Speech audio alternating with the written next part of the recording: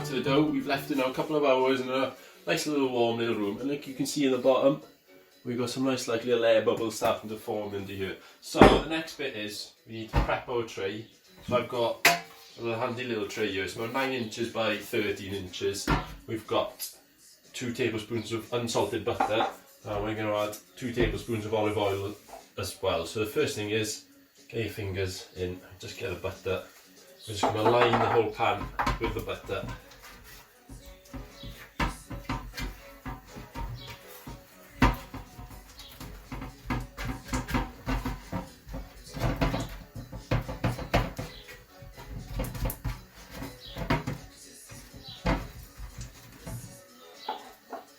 There we go, it's a bit messy this bit. Let me just grab a little thing. And then 2 tablespoons of olive oil.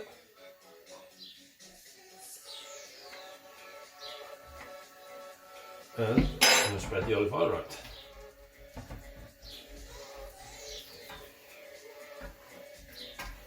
So once you've done all of that, just give your hands a quick wet. We're just going to transfer the dough in, so you can just get your hands in. It's nice and soft now, it's just improving away. Go. And then you just plop it in, and then you just want to coat the whole dough with the butter and the oil, and you're trying to push it out to the corners. Don't worry about getting it all the way out to the corners, because we're going to leave it rest a little bit and come back to it in like an hour and then push it out. At this point it's nice and squishy and soft. It's a little bit sexy at this point. I think Nigella lost, so we just give you a little nod and a little wink.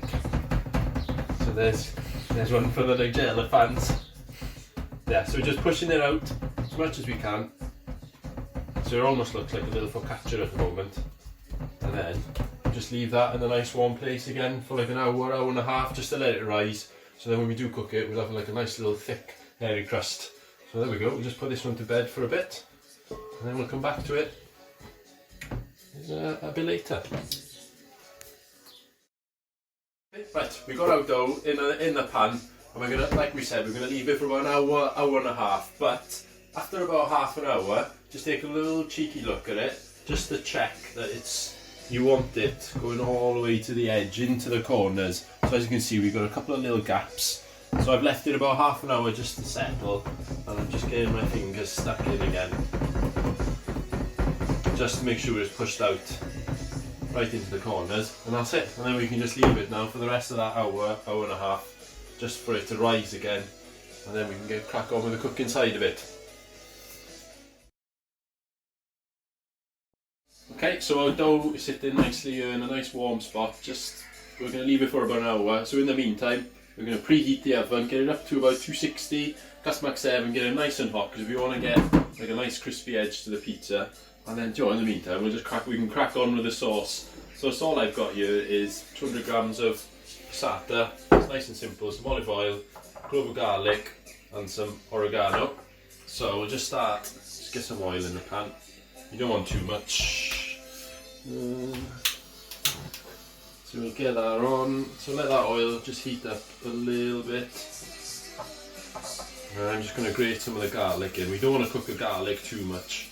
I just want to try and flavour the oil a bit. If you cook it too much, it's just going to get a bit bitter. So we'll just get these bits in there, just get like a nice little garlicky oil on the go.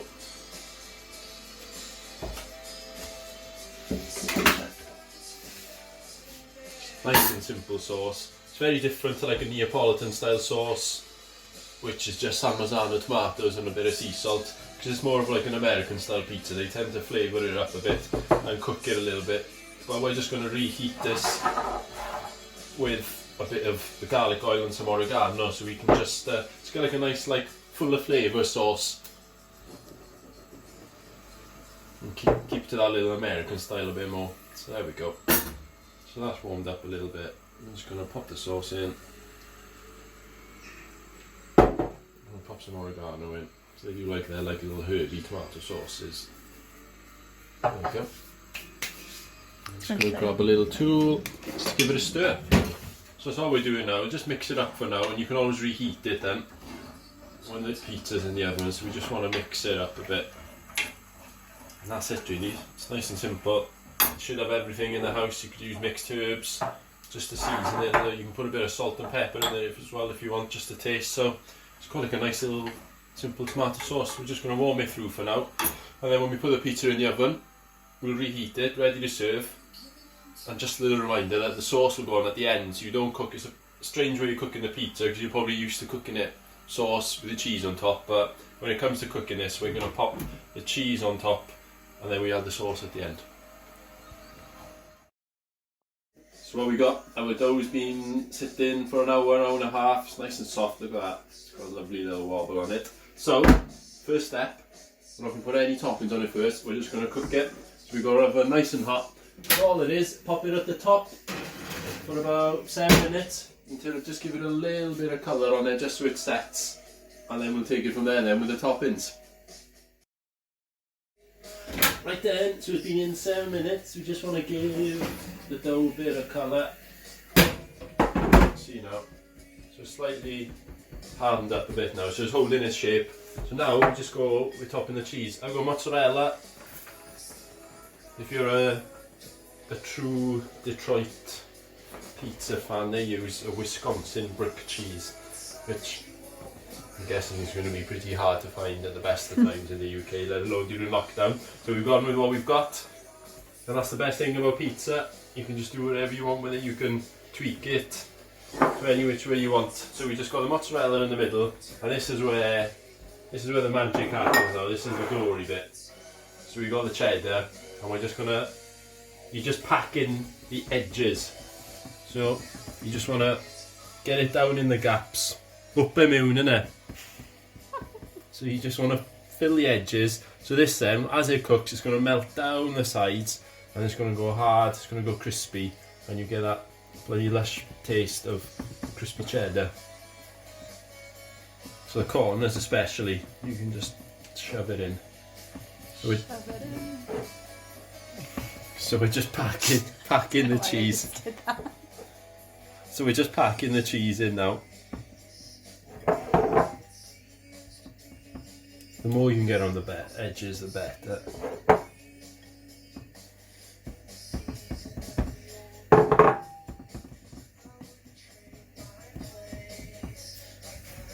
I don't want to waste any of the cheese. And if you've got anything left over, just sprinkle it on the side. And then it's going back into the top of the oven. And that's going in for like another 6 or 7 minutes again. So we just leave that, cook away the cheese, and then we're not far off. Right, it's had its first little cook, so the cheese is nice and melted. So all we're going to do is rotate it, get it out of the oven, rotate it around 180 degrees, just to make sure we cook it nice and even. But this time we're going to pop it in the bottom, and the oven's just a little bit cooler, and then it's just going to cook for about 8 minutes. So we're one step closer to pizza. Right then, let's get this bad boy out. So you can see now, cheese is all nice and cooked. Oh, that's bubbling beautifully. So you just need to get something quite sharp and narrow, spatula. So we're going to try and get it out. So just work around the edges just to loosen it.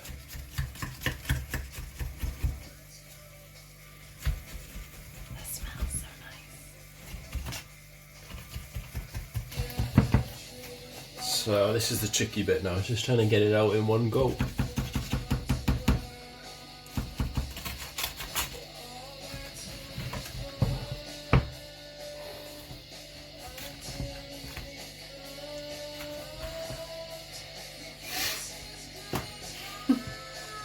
This is how all the professionals do it, they just get their hands in there. Yes! There we go. What a slab bin. So we've got a hell of a slab bin of pizza here. Just trying to find you. So if you get a wonderful camera, this is what you're trying to get. Ideally in a proper Detroit pizza, they'll get that crispy cheese all the way around. But then the pan you use also helps as well. They've got like these really deep heavy cast iron pans that gets like nice heat. So we've just gone with the IKEA special. So there's a couple of money shots involved in this pizza. The first one is the sauce. So we'll do a little Q slow-mo. So if you zoom in a little bit.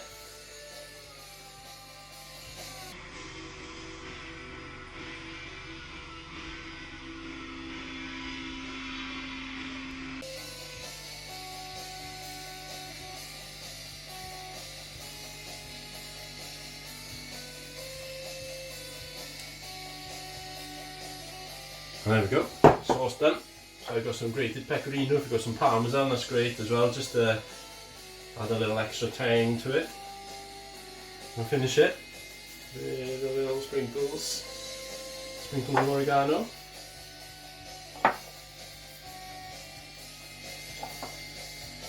A bit more pecorino in it. Never have too much cheese. And that's it. So let's cut this bad boy open. I'm just going to cut a little sliver off.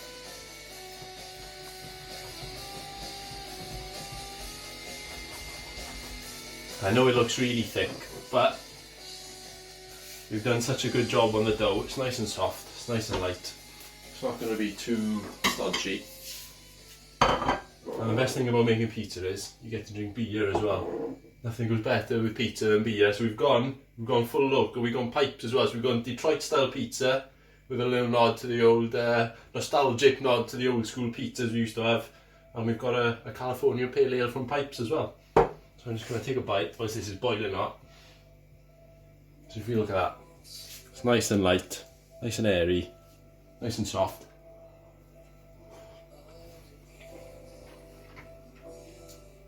Cracking stuff. You're really going to enjoy that one. A little sip of my beer. And like the great man Ray Gravel said, West is best. Crack on, have a go at it. It's great for the family. Look at the size now. You can feed 4 people easily on that. A little bit of salad if you want to be a little bit healthier, but it's good fun. It's a good little table filler. Get the kids involved as well.